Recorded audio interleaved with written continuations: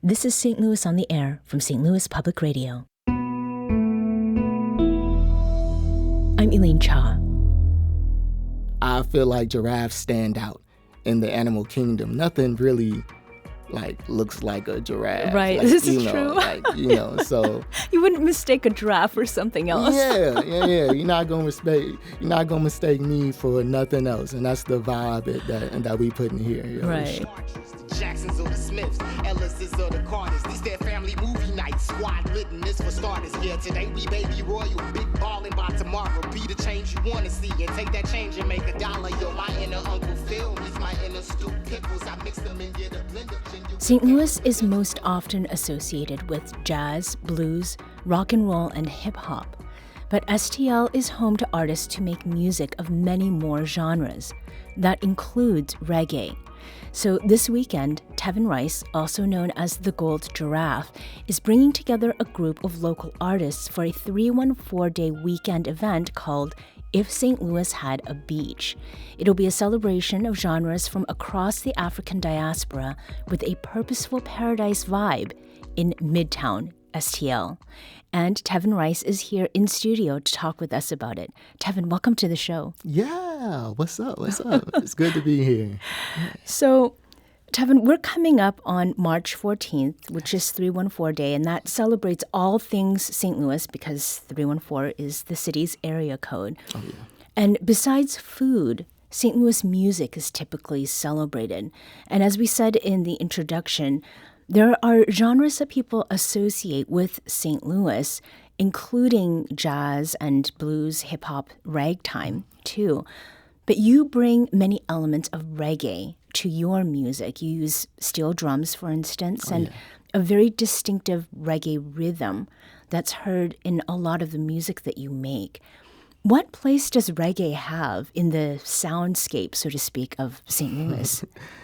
Wow. And as I get older, sometimes you look back into the roots of it. And I use that for sure because with me growing up in it's my uncle's youth program, when I first learned how to play music by ear, it was really from reggae. Mm-hmm. And I started to kind of know about the culture of here, like the history with like the Red Sea. And I was too young to get into the Red Sea. That was a popular club that was here that played a lot of reggae and open mics, and it was a big community. And just kind of growing up in the 2000s, St. Louis was a portal of like 2000s nostalgia. And like dance hall with Sean Paul and different things was a huge thing, Beanie Man and different things. So, I think that it kind of reminds me of being a kid in St. Louis when I think about reggae and dance hall and things like that, for sure. And speaking of being a kid, I mean, your SoundCloud account we were talking about goes back about 10 years. You've released music before that, though. You're making albums really young, right? Tell us about that. Yeah, so I made my first album when I was 12 years old. It was called Hot Wings. Okay. You know what I'm saying? So I was on to the theme, so I kept it going, and like the next project was called Barbecue. BBQ. Okay. It stood for Before the Big Quantities. Oh. You know what I'm saying? Okay. So my uncle got it released and published on a CD and got thousands of copies made, and I was able to perform around the city at like 13, 14 years old, just just performing my own music. And it was original stuff on there. We was doing like the electric slide with all people of all ages, and it was just a real cool time just being so young and being so into music then. And at school, that's definitely what they knew me for. It's like, oh yeah, he's the one that got the music going on. So I was able to just, gain a couple fans that way for sure. Mm-hmm.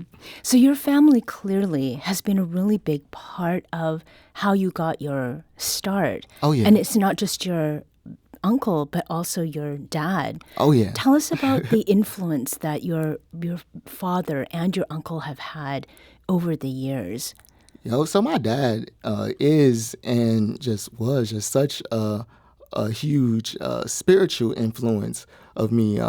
He brought me up in the church, so he was really into the ministry and different things. And when he transformed his life, he took hip hop with him.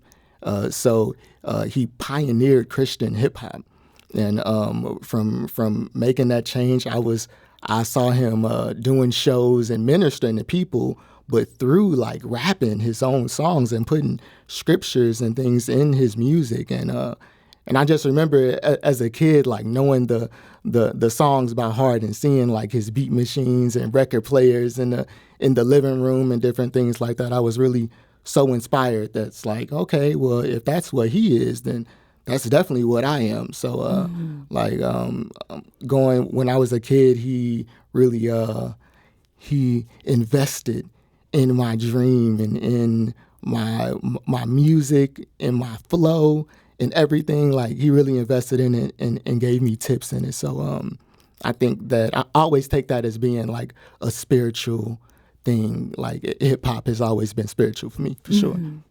And tell me a little bit more about your uncle. You had mentioned the organization that he was part of, and from what I understand, it was music from the African diaspora that he was sharing with kids. Yeah. Describe what that was like. How did you experience that? True. So definitely big shout out to my uncle, Jahi Bakari. He had the Bakari Institute that was teaching kids cultural arts throughout the city, changed hundreds, if not thousands, of kids' lives throughout the city now. And I was just happened to be his nephew, so we started off doing West African drum and dance, and that's what really was my first instrument. And I just started to play that and know the rhythms, and then it ended up going to a full drum set. And now I'm like 6 years old playing the drums in the back, like, you barely can see my head over the toms, like, so then there were better drummers than me that was in the actual program. So it was hard for me to really get my shine. So I started playing keyboard at like second keyboard. So I was doing all the weird sounds like the flutes and the synthesizers and different things like that. And I just learned to play music by ear.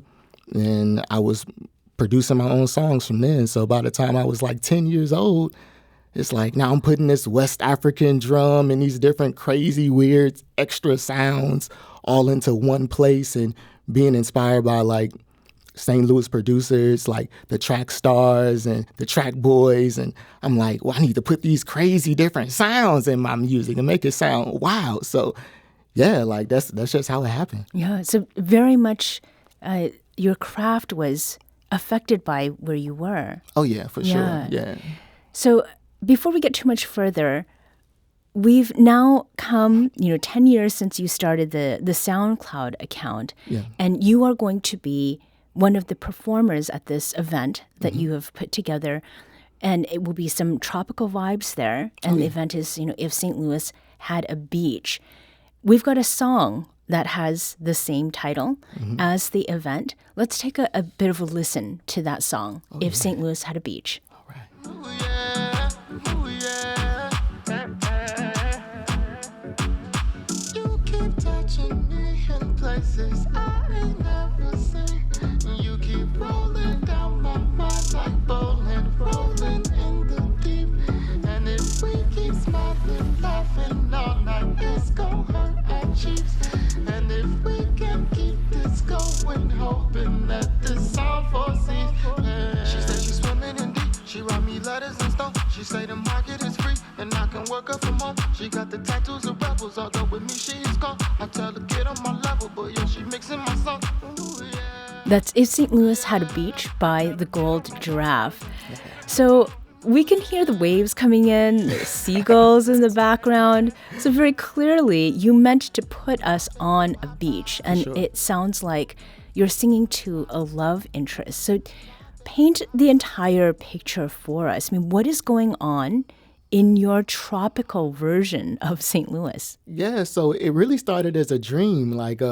Like years ago, I kind of dreamt that I was on just on a beach like laid back on just sitting back behind like these leaves or different things like that, and just everything is just so peaceful. And there was like a lady that was there, not just a lady, but it felt like my lady. Now this is like prehistoric, the Notebook vibes here. I'm like a hopeless romantic with it. I'm like, let's go. And when I met my now wife, Drea Vocals, like it just all kind of came to fruition. Like that was the dream. She's the one. And it was just a line that was like that, hey, if St. Louis had a beach, it would be you and me. And like she just really put me into that whole like tropical love feeling and vibe. So when we got together, I created this EP that's called Five Giraffes, and it was like representing our kids, like our family put together. Okay. Because we have a blended family, so we were the Five Giraffes. And our love really just kind of brought in a whole kind of more tropical. We traveled on beaches together and kind of just built this whole life that we used to think about, and now we actually do. Yeah. So I have to ask, why giraffes? Because, like, giraffes are the tallest animals ever. You know, they look over the forest. They curate and see things first before all the other great animals see it. And it just happened to be my favorite animal, you know. And I feel like giraffes stand out in the animal kingdom. Nothing really like looks like a giraffe. Right, like, this is true. So You wouldn't mistake a giraffe for something else. yeah. You're not gonna mistake me for nothing else, and that's the vibe that we put in here. You know, Right. Straight uniqueness and originality for sure. Well, on that note, another song that I want to get to that you've written is called Vacay, which is short for vacation, of course. Very much sensing a theme here. Let's take a listen to Vacay by the Gold Giraffe.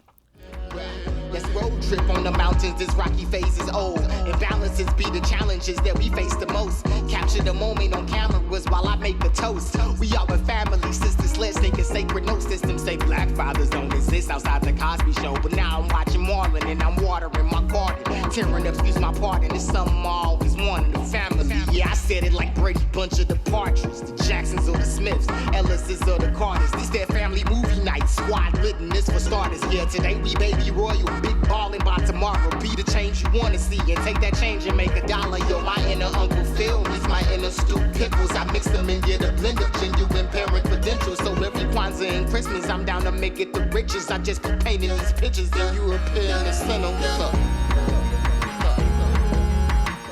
That was Vacay by the Gold Giraffe, also known as Tevin Rice. Tevin, you mentioned a number of fictional father figures in the clip that we just played. People from television shows, and the song kind of reminds me of trips that my family and I have taken to different places. What is it about family road trips and vacations or travel that's significant enough to you to write a song about it? Wow, that's a really good question. That when you're away from home and you're able to contrast where you're from, but when you're with your family, you have a piece of home with you.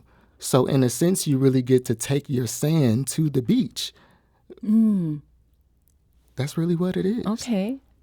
And over time, I mean, the places that you've been able to travel with your family, has that affected the kind of music that you find yourself wanting to make, the music that you are drawn to as a listener, as well as somebody who's making the music?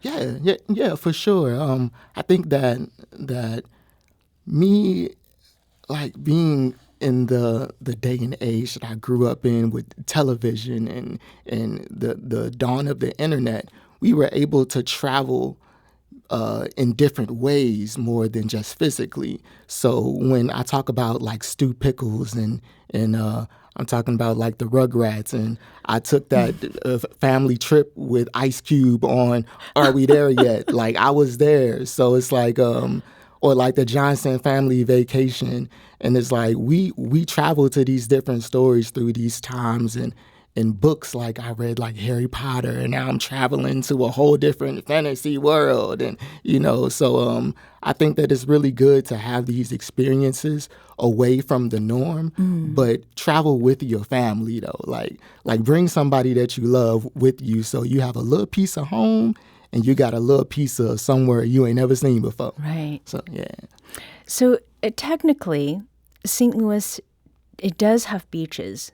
Yeah, technically, for sure. You're evoking some specific imagery and some coastal beach experiences with your music and with the upcoming event. What sort of beach vibes are you aiming to add to this year's 314-day weekend festivities? And why do you want to add this particular element to everything else that's going on? Yeah. I feel like people in St. Louis don't get out of St. Louis enough. That's, and sometimes we need a little break from the St. Louis mindset to say that, hey, this is an all-inclusive, tranquil time period just of the day to just let go. I'm going to listen to the waves. I'm going to just enjoy the environment. I'm going to listen to some good music. I'm going to eat some good food. I'm going to just do whatever that makes me feel good, because I know that tomorrow or the next day or maybe even next week, it's back to the grind, it's back to the hustle, it's back to the bustle. So, yeah. I think just like taking the load off for a second, like why so serious all the time? Let's sit back and just relax, So that's what If St. Louis Had a Beach really is about, and promoting clean river water. Because we do have a lot of natural waters that is here in St. Louis, and two of the biggest rivers two of the most major rivers in the world are like right here in our environment. So I think it's really important that we take care of those waters the same way we would take care of the beach and different things. So And what is the St. Louis mindset, in your opinion? It's a melting pot. It's being landlocked, but still having the river vein going out to the open, because we're still connected to the world. It's it's Maya Angelou, it's Dick Gregory, it's Tef Poe, it's the Gold Giraffe, it's Smino. It's so many things that's like mixed into one. But it's just like a whole roundabout of like everything. And, I think that there's different little small things that make us special, but those small things, multitudes of people can agree on. So I think that's really dope about St. Louis. So the artists that you have performing with you on the 15th include Tevin Griffith, a.k.a. Trey G, who's just on the show last month. Trey G. And Drea Vocals, whom you mentioned, your wife, who's also a 2024 Kranzberg Artist in Residence. Tell us just a bit about the artists that you'll be performing with. Yeah, so all the songs that will be performed, I either produced, wrote, or I'm like featured on. So that's a really cool thing. Everybody that's on the show are like, not just like my creative friends, but they're like my life friends. Like Trey G, we graduated in the same class from Central VPA. So like we go back, and like, of course, Drea, that's my wife. I got Jess Rich, who's head of the therapeutics and lyrical therapy that's on the set. I mean, like Jaleesa Renee, who just did the Dark Room a couple days ago, and she'll be back there. She's been killing it on the scene with her soul and different things. Nick at Night and Kong, my homie Cam will be hosting. It's so many different people that's involved in this different thing, but they're all really like good friends of mine. So like, I mean, these folks were at my wedding, and like, what I'm saying, they're at like my surprise birthday parties and different things like that. So but we just happen to make music and we're inspired by each other. So that's a real cool thing. So it'll really be a family affair. Oh, yeah. Everybody that's family. You had to be family to be put on this set for sure. This episode was produced by Maya Norfleet. Our audio engineer is Aaron Dorr. This podcast was mixed and edited by Aaron. Our executive producer is Alex Hoyer. St. Louis on the Air is a production of St. Louis Public Radio. Understanding starts here. St. Louis on the Air proudly supports local artists by using music from Life Creative Group. Do you find yourself regularly listening to episodes of St. Louis on the Air? Suggest us to a friend you think might enjoy our conversations, and leave us a review and rating on Apple Podcasts on the App Store. It's the simplest way to help people discover our show. Thank you. St. Louis Public Radio is a member-supported service of the University of Missouri St. Louis.